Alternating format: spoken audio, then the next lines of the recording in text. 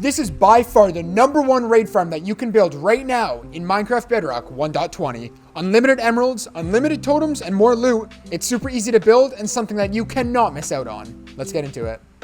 Now, before we actually go ahead and build this farm, you're going to want to make sure that you're at least 150 blocks away from the closest pillager outpost. You also don't want to be next to any mountains, otherwise the mobs can spawn on the mountains and break the farm, and preferably you want to be over top of water as well. And once you've got your area, you can see I'm at Y level 62. I'm going to go up 100 blocks to Y level 162. You can see in the top left corner. So go up 100 blocks. Now that I'm at Y level 162, I'm going to go ahead and get a way to go up and down from here. Now, if you have an elytra, you can use that, or if you want to make a bubble elevator, whatever you want. But the easiest way for me is just to use ladders. And since I'm over top of water, I'm just going to fall and hold down, and it'll place ladders going all the way down so I can get up to the farm easily. On the opposite side of the ladders, go ahead over here and make a 4x4 platform. So I'm going to place 4 blocks this way, and then 4 this way to have a 4x4 platform sitting right not on top of the ladder, but 1 block in. And then I'm also going to go ahead and place some leaves around this area. Now make sure this is a non-spawnable block. It can be slabs, whatever, but I like to use leaves. And then go ahead, it doesn't have to be a specific size. This is just for us to walk around on so that we can actually move, because this is where the farm's going to be. So I just have a nice little leaf platform here, just an area to walk around. And then once you have this, go ahead and go to this 4x4 platform you have here, and in all of the corners of it, build up 2 blocks in all the corners. And then go ahead and on this bottom row, place 2 blocks in all of the areas as well, so it looks like this. You're then going to want to build 1 more layer on top, so I'm going to go a block up, build a layer like this so you have a 1 block gap in between here.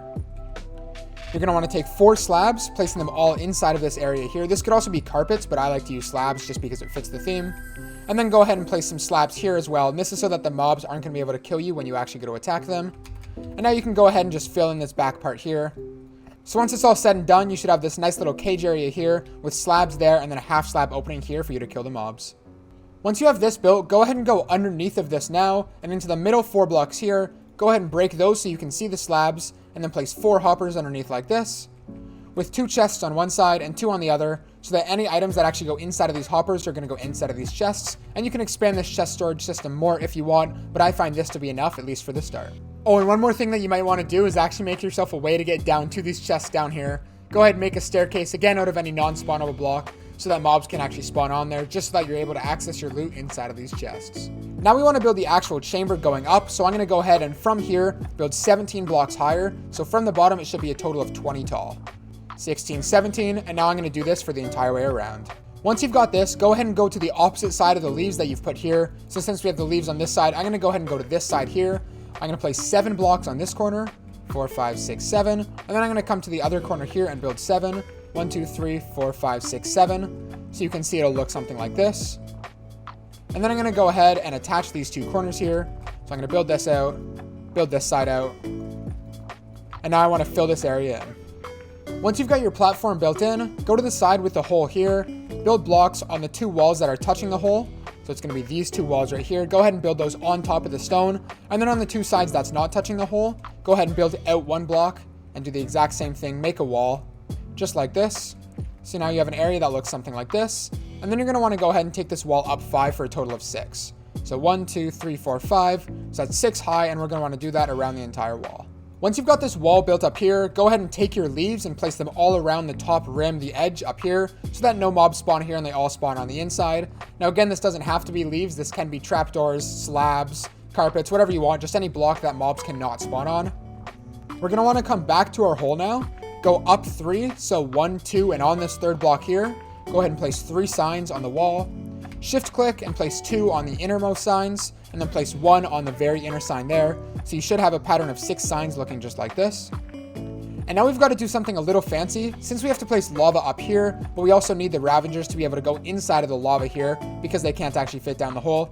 We have to place the signs in a specific way, so make sure you watch carefully. Go ahead and place a sign down on that wall there. Place another one. You're then going to want to turn and place a sign on the edge of that sign there. Do the same thing again, so turn, place a sign on the edge. Turn, place a sign on the edge. It doesn't matter if it has text on it. Turn, place one like that, and then go ahead and place 1 final one. So now that you have this little jig-jag pattern going all the way throughout, you should be able to see now that when we actually place our bucket of lava inside of here, nothing's going to happen. All the lava is going to spread just to there, but it's not actually going to fall out, and this is exactly how you want it to look. So now we're going to have to go ahead and make the chamber for the villager. Now the good thing is this farm does only take one villager, so it is pretty easy to do.